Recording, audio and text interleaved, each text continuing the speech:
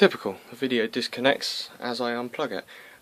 Yeah, like I was saying, as it's daytime now, I can give you guys a view. This is the doors. So you got my tactical vest there, gas mask and extra canister there, and then on this bit here, on this door, the first aid kit hanging.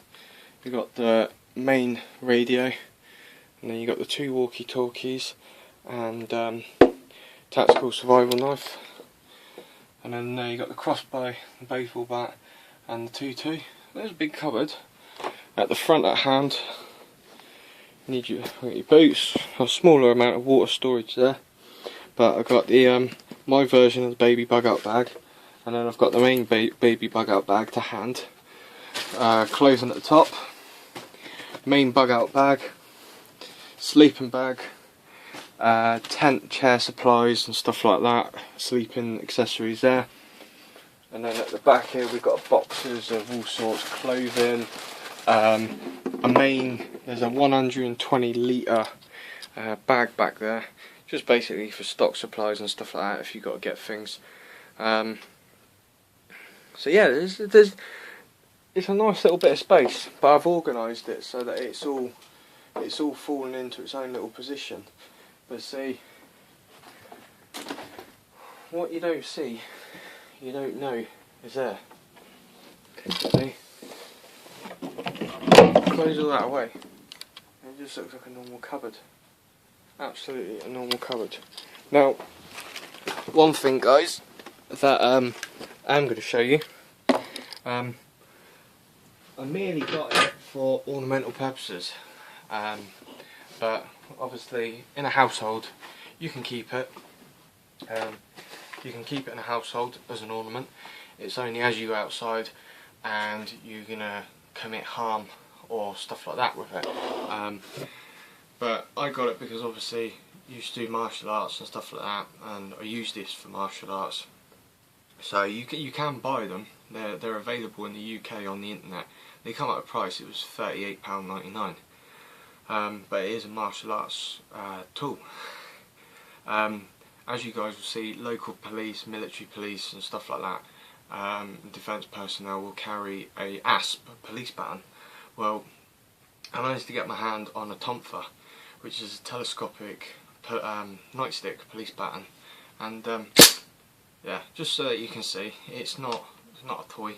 It's 21 inch when it's extended, and it's 12 inch when it's not. So that it locks into place. You can't bang it on the floor to unlock it. There's a safety catch in the middle, and it just falls up pocket wise. So you know, if you're in a close combat situation, you know, even like that, you know, you use that, you can defend yourself, you can strike someone sideways with it, as you hit them across the face and then punch them straight in the face with that. There's still some power behind it, you know. Or you have it out fully extended and you turn yourself into an armbar, so you can go in for blocks, you can go in for pressure points, you can go in for grips.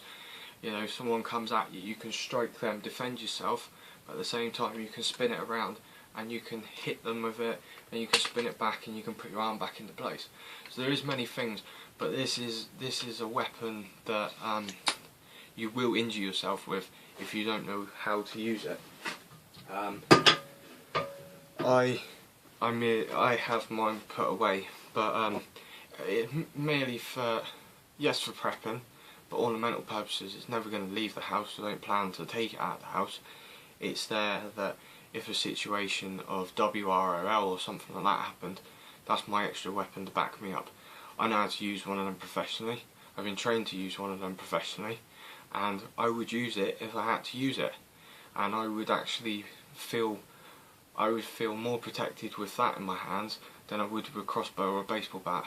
You know, that's something I know I can work quick with in my hands. I can use it, and I know how to use it professionally.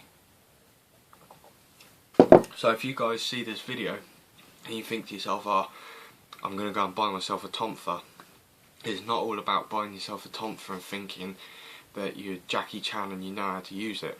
They are dangerous. That's the same as having a set of nunchucks in your hand. that will inflict damage, and it will inflict a lot of pain. You know, that's solid metal. You won't get your hands on an asp like a proper police baton unless you go somewhere down the black market. You know, they are a prohibited item. That is one thing that will carry a prison sentence, because it's classed on the prohibited items, but I think it's also put under now. It's with something else, but I can't remember what it is. But a tonfa isn't, because a tonfa is also used for martial arts training as well. So you can legally buy one of them, but it's alright legally buying one, but it's remembering that you can't take that out in a backpack. You can't go outside with that. Someone breaks into your house, you can't use it. You know, that is merely in case shit hit the fan. I don't plan to have an argument with my neighbour and go outside and fucking use it, because that's not me. I'm not that stupid. It's a weapon of choice if you want it, right? And there is a website that you guys can get it from. I mean, if you guys want to get one, feel free, contact me, message me through Hangouts. Don't add a message onto the bottom of the video asking me where I got it from, because I won't reply. Contact me through Hangouts, and I will quite happily give you the website of where to get it from. They are legally available to you in the UK. You're allowed to buy them. There's no laws. There's nothing stopping you from buying one. Obviously, yeah, you've got to be over 18, but other than that, there's no law at all. If you go and try and buy yourself a kosh, an asp, a baton, whatever you want to call it, I call it an asp, telescopic baton. There's all sorts of names for it, but I call it an asp, ASP. You won't get your hands on one of them, because they are only legally sold to military personnel, defence personnel, police, stuff like that. You won't get your hands on one of them. Even if you go on a website and you find 50 of them on a site being sold in the UK, you won't be able to buy one, because it will come up as a prohibited item. You'll need to fill in your like military details or your police badge number. You have to have it sent to a police station or a military barracks. You have to have it somewhere legally. So yeah, I don't give you guys this advice to say, you know, if you want an asp, go and get one off the black market from someone who can get you one, because I'm not. You know, getting an asp is a different kettle of fish. If you get your hands on one of them, you're looking at a prison sentence. Tonfa is different. Yes, you can own one, but no, you can't go outside with it.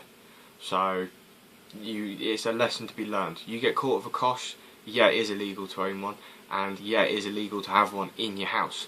You know, so you gotta keep them ideas in hand. It's the same as having a set of knuckle dusters and saying, oh, I ain't gonna use them to hit someone. I've got them in my house for ornamental purposes.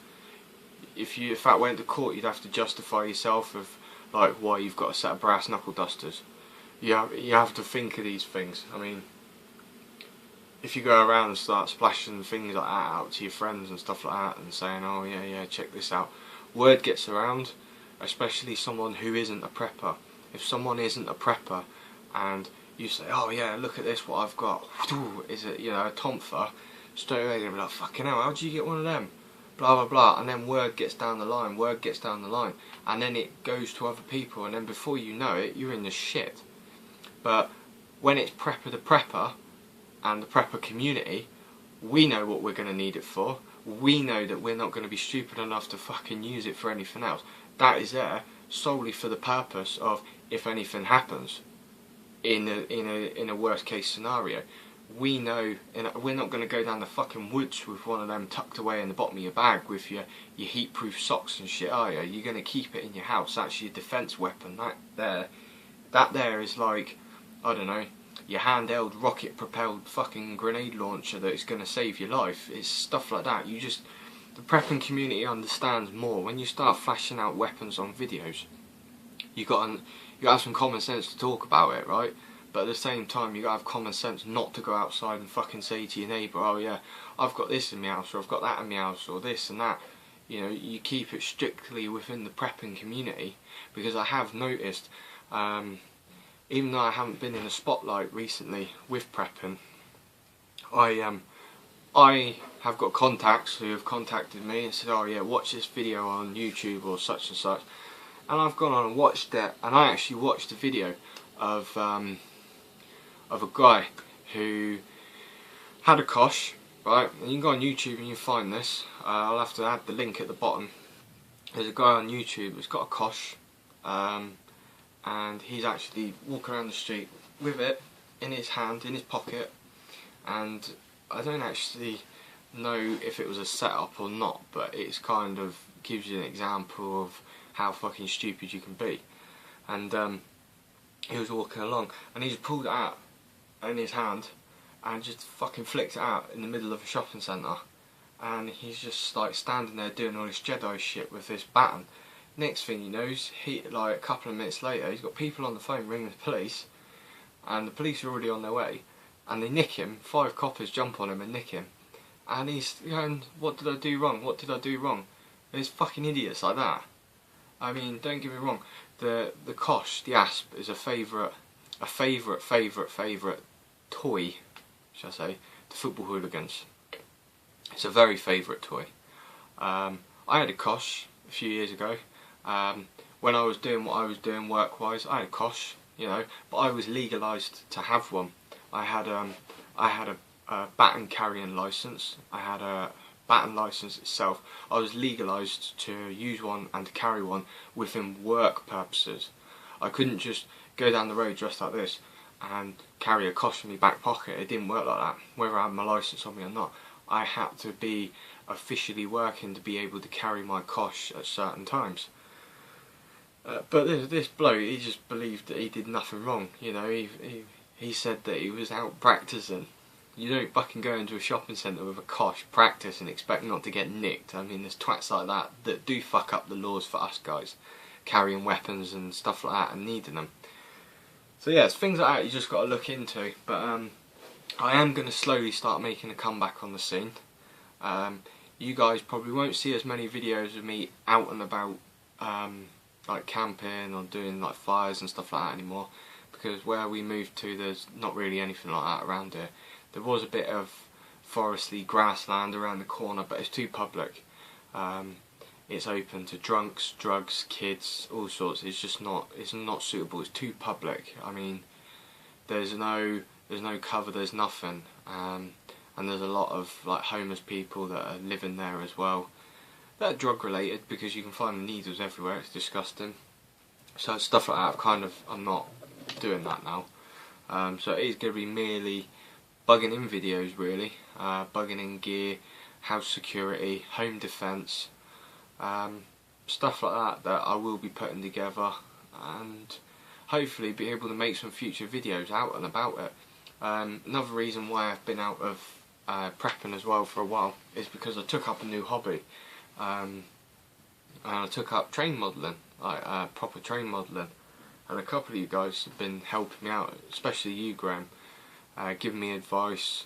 You gifted me some train modelling stuff, you know, and I can't thank you more than enough for that. It was really kind of you. And I've got a couple of you guys out and about looking for train stuff for me within trades, trading like preps for train modelling stuff, because it is quite an expensive hobby, you know. But then so is prepping. Prepping is the expensive hobby, so they both carry a massive price tag with them, unfortunately.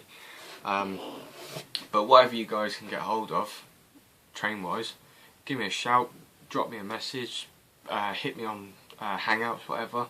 If you've got some stuff and you can chuck me a few pictures or whatever, I'll be quite happy to trade some gear with you. I've got, you know, plenty of stuff lying around. I mean, I've got a trade on right now between me and Ben Osborne. I mean, I came across some from when I had my 177. These are brand spanking new. They haven't even been used, but three complete tins of wasp pellets. You know, $5.99, $6.99 a tin. I think it was $6.99 a tin, and they're brand new. Never even used them, and I come across them the other day when I was clearing out the cupboard, and I put an advertisement up on it. A couple of the guys asked me on that, but Ben's on about doing a trade with me for some smoke grenades. He's got like airsoft smoke grenades, I'm happy for that. I'm quite happy, you know. I would love a smoke grenade. That, to me, that's a perfect home defence mechanism. I can use that straight away to make a booby trap at the bottom of the house if something happens. You know, tripcord with a smoke grenade, boom, straight away. Yes, it floods out the bottom of the house, but if you're in the top of the house and someone's down the bottom, that's like a defence technique that just buys you that extra bit of time. Or you get into a situation where you have to run, or you have to get away, drop one of them. It's things like that that do help, and thankfully people in the prepping community are so very close knit that we do look out after each other. I mean, Graham's been good as gold to me with what he's supplied me with, and I'll tell you something, if Graham ever gives you anything, guys, or gives you any preps, you're going to find it so bloody hard to give him anything in return, because he's such a stubborn bastard, he won't accept anything in return. If he says to him, right, I even said to him, I said, oh, I'll give you some money. I would quite happily, you know, send you money through PayPal, through the bank, or postal order, whatever, for that train stuff. No, I don't want it. And I'm trying to message him back, and he's fucking ignoring me, and he changes the subject. But no, Graham is a really good bloke, and I can't fault him. And hopefully, as it's coming up to Christmas time now, I might end up meeting him again, seeing him again. Me and him were discussing the other week about fishing. He noticed that in one of my pictures I've got a sea fishing rod, so him and his partner might be coming down, and you know, we might all go out on a family fishing trip. I don't know yet, but I'd be looking forward to it. It would be a good nice weekend if we could make something of it. But anyway, guys, I'm gonna love you and leave you. Sorry that there hasn't been any other videos much as what there used to be, but there will be slowly. It's just with everything that's gone on, I just hope you guys can understand and just give me a bit of time to work upon it so I can step back into prepping again slowly, and before you know it, I'll be back on the scene again. But thanks very much for all you new subscribers that have come onto the channel. Hopefully you've probably watched most of the videos that I've done before and before this one. And I do like to keep my subscribers up to date. It's just been really hard recently. I don't even know how many subscribers I've got on YouTube now, or how many views I've got. I haven't even looked. All I do is get emails to my phone basically saying such and such is subscribed. So I can only say thank you very much, thanks for the comments. Keep subscribing, keep viewing, drop me a message. You know, feel free to contact me, guys. You know, I'm always happy to reply. I will instantly reply to anyone that messages me. The only time I won't reply is between 11 at night and 6 in the morning when I'm sleeping. But I would reply as soon as I wake up anyway. Other than that, you can always get hold of me, guys. Don't be afraid, just drop me a message, ask me a question, speak to me. You know, I'm not going to bite your head off, I'm not going to kill you, don't worry. But anyway, guys, take it easy, love you and leave you, God bless. And see you guys soon. Take it easy. Bye.